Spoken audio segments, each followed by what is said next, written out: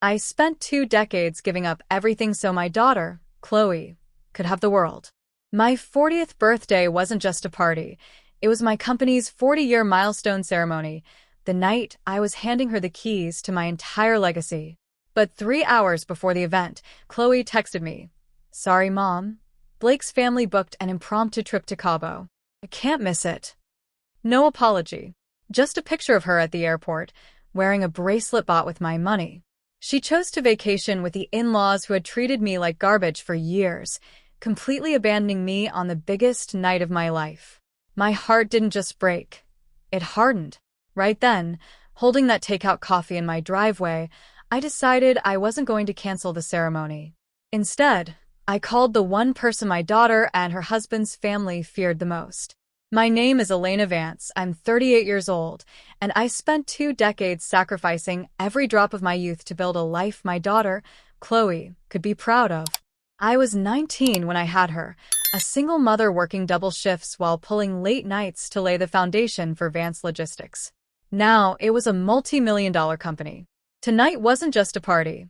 It was our 40-year milestone ceremony, marking 4 decades since my late father started the firm, and the exact moment I planned to officially pass the torch to Chloe. Then my phone buzzed in my driveway.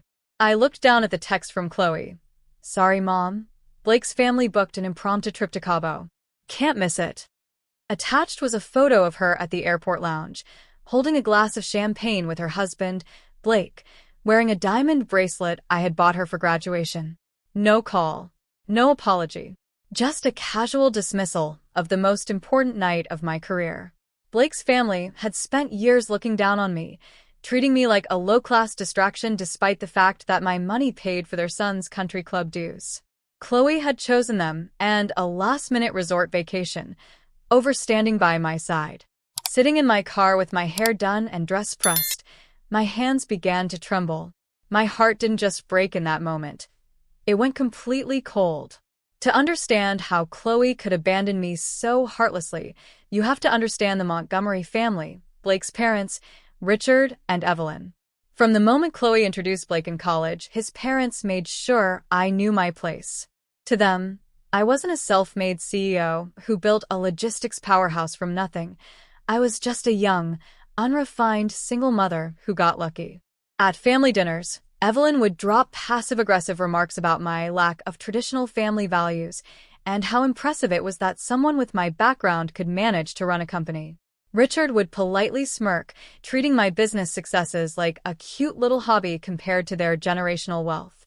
I swallowed my pride for years because I loved my daughter, and I wanted her to fit in seamlessly with her new family.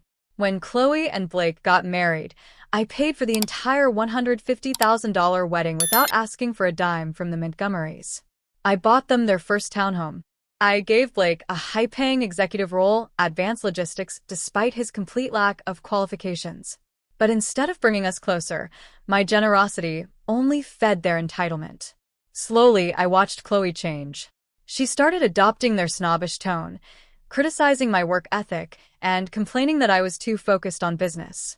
She began choosing their holidays, their family dinners, and their social circles, treating my sacrifices as mere obligations I owed her. The Montgomerys had subtly convinced her that my money was her birthright, but my presence was embarrassing. They taught her to take everything I gave while offering zero respect in return. And that night in the driveway, I realized just how deep that poison had gone. Sitting alone in my car, looking at that airport picture on my phone, the initial sting began to settle into a sharp, icy clarity. I wasn't going to cry, and I certainly wasn't going to cancel the gala.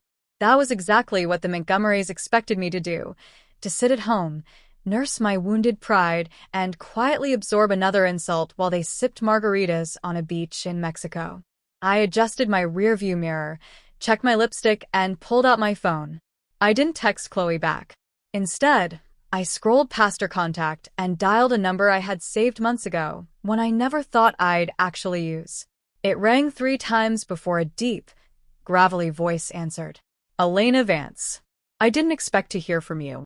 "Victor," I said, keeping my tone perfectly even. "I know our last conversation was strictly business, but I have a last-minute seat open at my head table tonight for the Vance Logistics Anniversary Gala. And I think you'll find the conversation very illuminating. Victor Montgomery was the undisputed patriarch of the family, Blake's estranged uncle and the sole trustee of the entire Montgomery family trust. Richard and Evelyn spent every waking moment trying to stay in his good graces, terrified of being cut out of his massive fortune. But Victor despised their fake snobbery and lazy entitlement. He respected self-made people, which was why he and I had always maintained a quiet, mutual respect. "Is your daughter not attending?"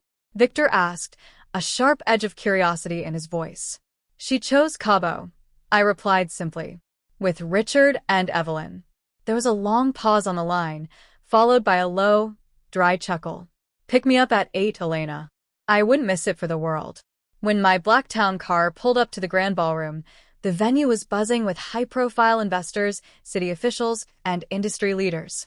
Victor Montgomery walked in beside me, his towering presence drawing immediate whispers across the room. People knew who he was, and seeing the ruthless billionaire as my guest of honor sent an electric wave through the crowd. At 9 p.m., the chime sounded for the keynote address. I stepped up to the podium, the bright stage lights washing over me. In the original script sitting in my folder, I was supposed to call Chloe up to the stage, announce her promotion to Chief Operating Officer, and officially sign over 40% of my company's shares to her trust. Instead, I looked straight into the flash of the media cameras and smiled. 4 decades ago, my father built this company on a foundation of loyalty, hard work, and unyielding respect. I began, my voice echoing clearly through the microphone.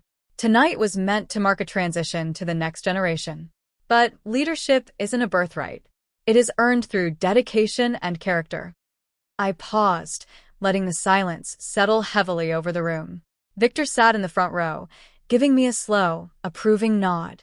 Therefore, effective immediately, I am restructuring the executive board.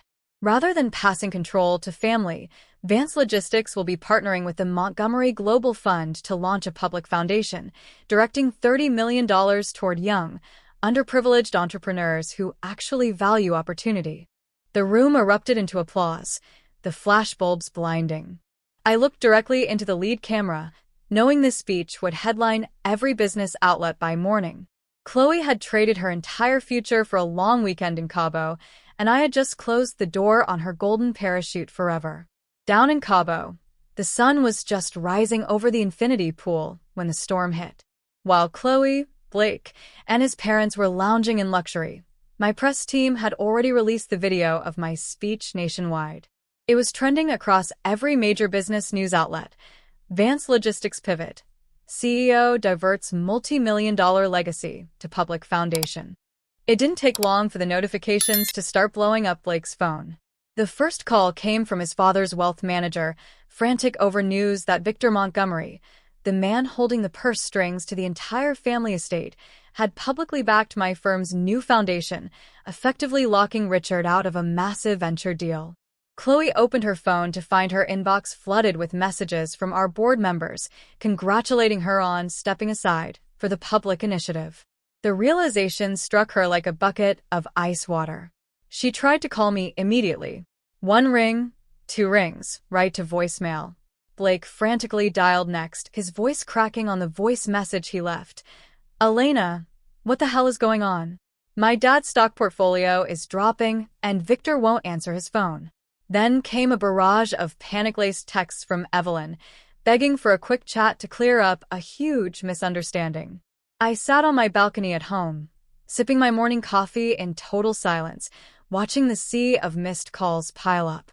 They had chosen to ignore me on the night that mattered most, assuming I would always be waiting in the wings to cushion their fall. They didn't realize that when you burn a bridge with the person who built it, there is nowhere left to walk. By Monday morning, Chloe and Blake had cut their vacation short and flown back, barging into my corner office on the top floor of Vance Logistics without an appointment. Chloe looked exhausted, her sun-kissed tan completely eclipsed by red, puffy eyes and sheer panic. Blake was sweating through his linen shirt, his usual smug composure utterly shattered. "Mom, "What did you do?" Chloe shouted, slamming her leather purse onto my glass desk. You gave away my inheritance. You publicly humiliated us. Blake's dad had a near panic attack on the plane back. I didn't flinch. I slowly set down my pen, adjusted my glasses, and looked at them both with complete, unshakable calm. I didn't give away anything that belonged to you, Chloe. I simply invested my money into people who respect my life's work. You invited Victor? Blake interjected, his voice high and strained. Do you have any idea what you've done? He froze my father's discretionary fund. He thinks we're irresponsible parasites because we went to Cabo. Which you are, I said plainly, looking Blake dead in the eye. You made a choice to disrespect the person funding your entire lifestyle. Actions have consequences. I pulled a crisp stack of legal documents from my drawer and slid them across the table toward my daughter. Effective as of 9 o'clock this morning, I explained, Blake is terminated from his position at Advanced Logistics for chronic absenteeism and negligence. Chloe, your corporate credit card has been canceled, and the deed to your townhome, which is owned by my company, is being transferred to a corporate lease. You have 30 days to pay market rent or relocate. Chloe stared at the papers, her voice barely a whisper.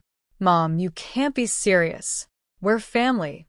Family shows up, I replied, my voice cool and steady. You chose a beach trip over my life's legacy. Now you get to live with that choice. Chloe tried to argue, her tears finally turning into real, frantic pleas, but the boundary had been drawn. For 28 years, I had allowed my unconditional love for my daughter to blind me to her growing entitlement. I had coddled her, shielded her from reality, and allowed her husband's arrogant family to walk all over me, convincing myself that it was all for her happiness. But standing in my quiet condo that evening, looking out over the city lights, I felt a weight lift from my shoulders that I hadn't even realized I was carrying. They had to sell Blake's sports car to cover their new rent, and for the first time in his life, Blake was forced to look for an entry-level job on his own merit, without my name backing his resume. Richard and Evelyn's social standing took a heavy blow, as Victor made it abundantly clear that their cozy lifestyle would no longer be subsidized by his trust. Chloe still texts me occasionally, not to ask for money or emergency bailouts, but small, tentative messages checking in on how I am doing. I answer her, but from a distance. Healing takes time, and so does earning back shattered trust. I'm no longer the safety net for people who only appreciate me when it's convenient. I have my company, my peace of mind, and a clear path forward, surrounded only by those who respect the woman I am.